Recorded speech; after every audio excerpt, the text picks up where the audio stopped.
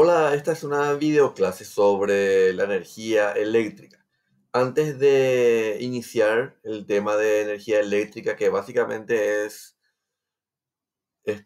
hablar sobre conceptos básicos de esta forma de la energía, estaremos haciendo un repaso sobre qué es la energía. Y para ello vamos a recordar cuál es la diferencia entre la materia y la energía. La materia es todo aquello que está formado por átomos, es decir, tiene protones y neutrones, por tanto posee masa y peso. Recordemos que los electrones son extraordinariamente pequeños y no se considera que tengan masa, pero los protones y los neutrones de los átomos sí.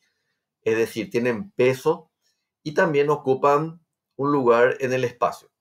Dos cuerpos materiales no pueden ocupar el mismo lugar en el espacio. Es decir, no puede, si yo tengo un vaso lleno de agua y coloco un objeto, puede ser un limón, dentro del vaso, el agua va a derramarse porque el limón y el agua no pueden estar exactamente en el mismo lugar. Entonces, a eso se refiere que dos cuerpos no pueden ocupar el mismo lugar en el mismo espacio. La materia, otra característica que tiene es su estado físico. Puede encontrarse en estado sólido, o puede encontrarse en estado líquido, o puede encontrarse en estado gaseoso. Y un cuerpo material, una materia, no puede moverse a no ser que alguna forma de energía modifique su estado. No puede modificarse por sí sola la materia. Mientras que la energía casi es lo opuesto. No tiene masa, no está formada por átomos, no tiene protones, no tiene neutrones, tampoco ocupa espacio, pero sí es todo aquello capaz de mover o producir cambios en la materia. Entonces, básicamente esa es la diferencia entre la energía y la materia.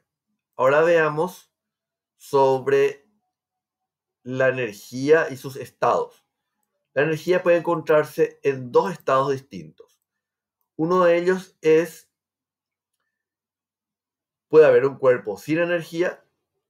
Luego acá vemos cómo a medida que va subiendo de posición ante la gravedad, se va cargando energía y cuando se llega a la cima, el cuerpo tiene energía potencial.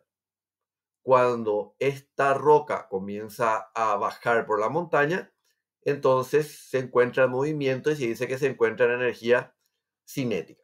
Entonces la energía puede estar en estado potencial o en estado cinético, en movimiento. Potencial vendría a ser la energía almacenada y cinética vendría a ser la energía en movimiento o produciendo algún tipo de cambio. La energía potencial se transforma en energía cinética.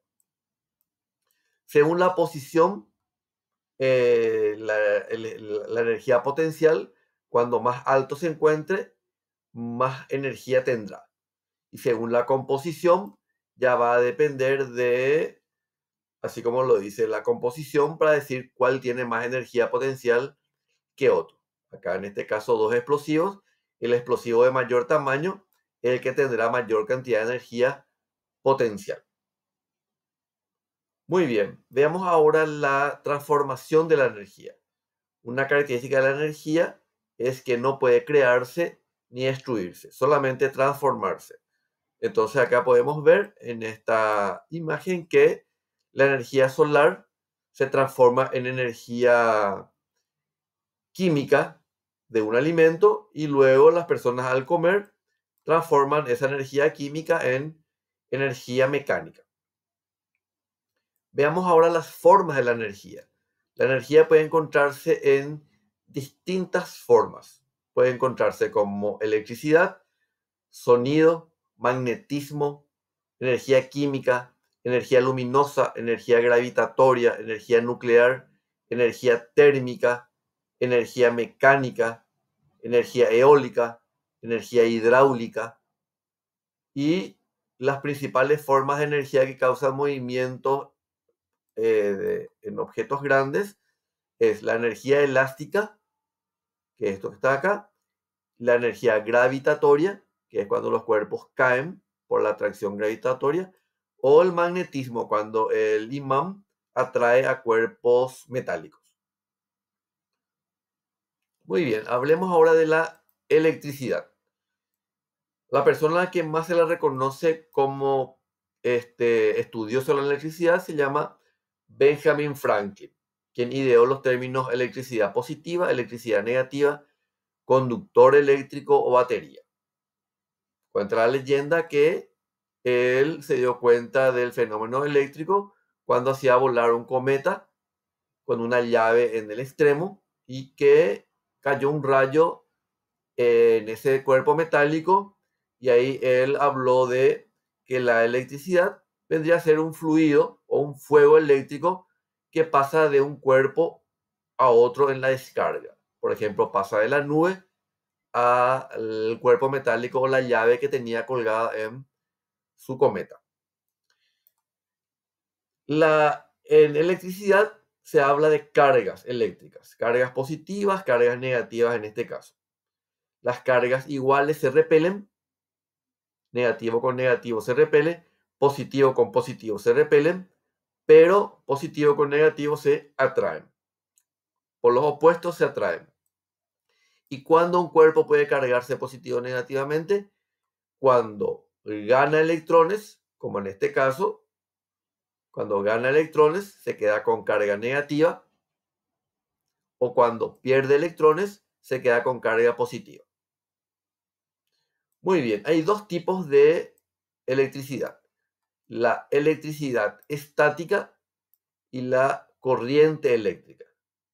La electricidad estática no tiene movimientos y ocurre, por ejemplo, cuando una persona frota un bolígrafo con el pelo o con la lana. Ahí está pasando electrones de un cuerpo a otro cuerpo, pero no puede utilizarse para encender un foco, porque los electrones no se están moviendo, quedan en el cuerpo. Se llama electricidad estática, como por ejemplo de una nube. Y la corriente eléctrica es cuando la electricidad viaja a lo largo de cables y va pasando de un átomo al otro átomo, los electrones. Hablemos de la corriente eléctrica. La corriente eléctrica podemos decirle que existen conductores que ofrecen poca resistencia al movimiento de los electrones. Por ejemplo, un alambre o un cable cobre. Luego se encuentran los aislantes, que son cuerpos que ofrecen mucha resistencia al movimiento de la electricidad. Por ejemplo, el plástico, la goma, la madera. Y un tipo especial de objetos son los llamados semiconductores. Por ejemplo, el silicio, que se encuentra en los procesadores de los productos electrónicos, en los celulares, en las computadoras. Y este material actúa como o conductor o como aislante según la temperatura. Y es muy utilizado en los llamados microprocesadores de las computadoras. Ahora hablemos de los tipos de corriente eléctrica. Hay una corriente eléctrica llamada continua. En este tipo de corriente eléctrica, la energía se mueve en un solo sentido. En un solo sentido.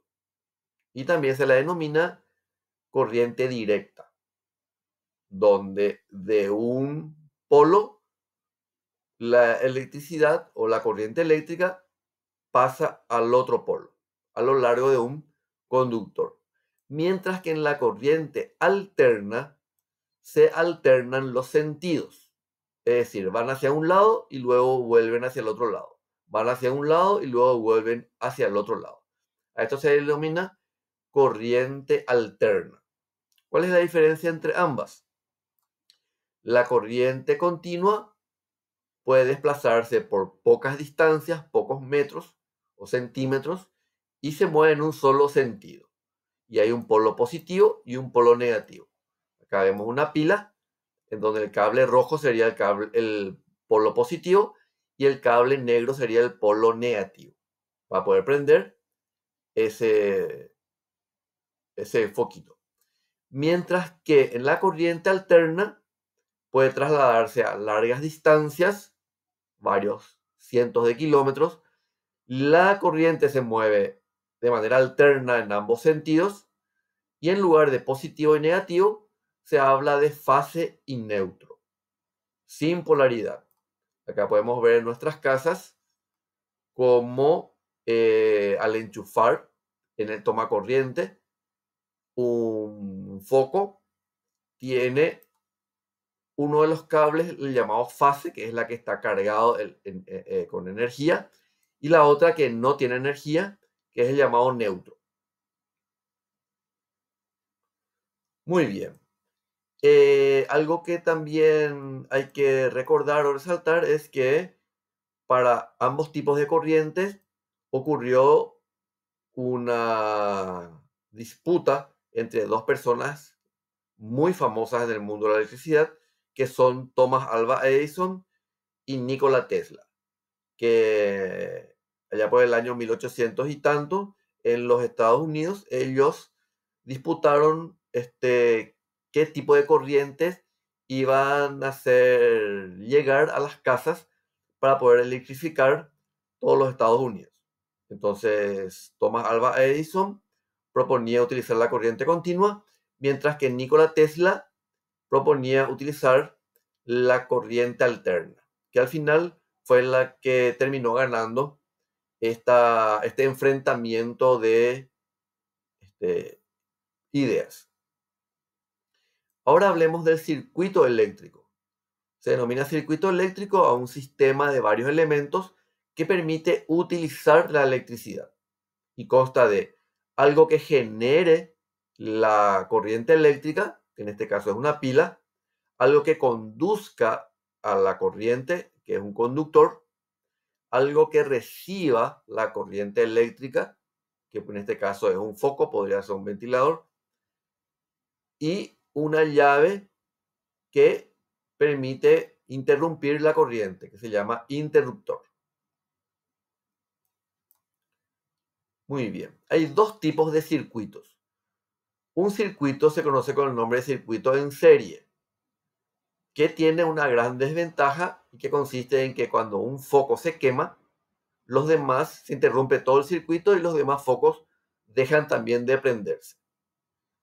Pero el tipo de circuito más popular es el llamado circuito en paralelo, en que si un foco se quita o se quema, los demás focos continúan prendidos.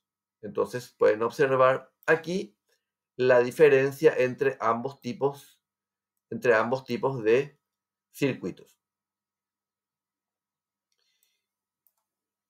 Ahora hablemos de términos específicos de la electricidad, como son los voltios, los watts, los amperes y algo denominado ohms. Los voltios es la fuerza con que se empuja la corriente eléctrica. Una pila chica tiene poca fuerza y tiene solamente 1,5 voltios. Una pila cuadrada tiene un poquito más de fuerza y tiene 9 voltios. La batería de un auto tiene 12 voltios. La batería de un camión tiene 24 voltios. La batería de un auto eléctrico necesita más fuerza aún, tiene 400 voltios. Y luego ya tenemos las corrientes alternas.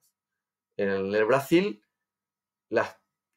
cuando uno enchufa un aparato eléctrico, tiene 110 voltios.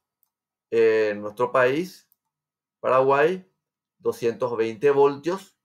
Y un rayo puede llegar a tener millones de voltios.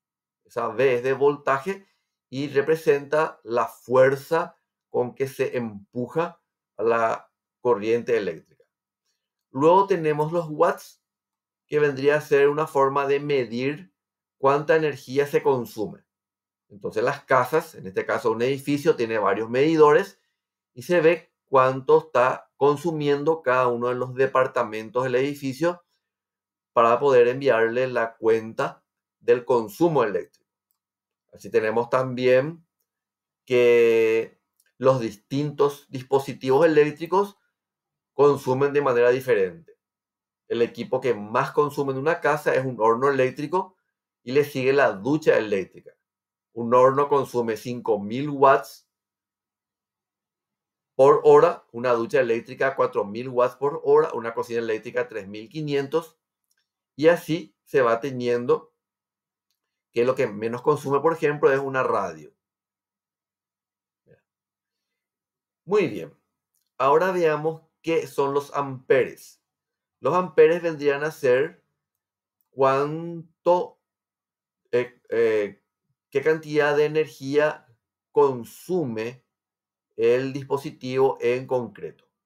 Y acá podemos ver que un equipo de acondicionador de aire consume 4,5 amperes para un voltaje de 230.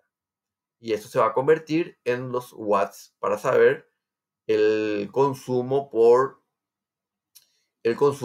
hora. Y luego tenemos la resistencia, que significa evitar que la corriente eléctrica fluya. Acá, por ejemplo, vemos que en un foco el filamento interno que produce la iluminación ofrece una alta resistencia y se queda a altas temperaturas y se enciende. A eso se denomina resistencia eléctrica. Por eso es que se ilumina un foco, porque posee una resistencia o filamento. Y finalmente, para terminar la videoclase de hoy, tenemos la manera en que se conectan las pilas y las baterías. Algunas pilas se conectan en serie, positivo con negativo, y de esa manera se van sumando los voltajes. Esto aumenta la fuerza. Acá tenemos que 3 pilas de 1,5 producen un voltaje total de 4,5. Pero las pilas también pueden conectarse de manera de paralela, es decir, todos los positivos y todos los negativos. Aquí no sube el voltaje, se mantiene, pero el dispositivo va a tener más cantidad de corriente eléctrica durante más tiempo. La misma cosa ocurre con las baterías. Acá vemos 3 baterías de autos que están conectadas positivo con positivo, negativos con negativos. De esta manera se mantiene el voltaje de 12 voltios, pero la corriente aumenta, por lo tanto uno puede disponer de más cantidad de electricidad. Y de esta manera el equipo que se conecta va a poder disponer de electricidad durante más tiempo, que son los amperes. Muy bien, eso ha sido todo en esta videoclase. Espero que les pueda servir de repaso para las clases presenciales y así puedan completar también su cuestionario. Muchísimas gracias y hasta una próxima videoclase.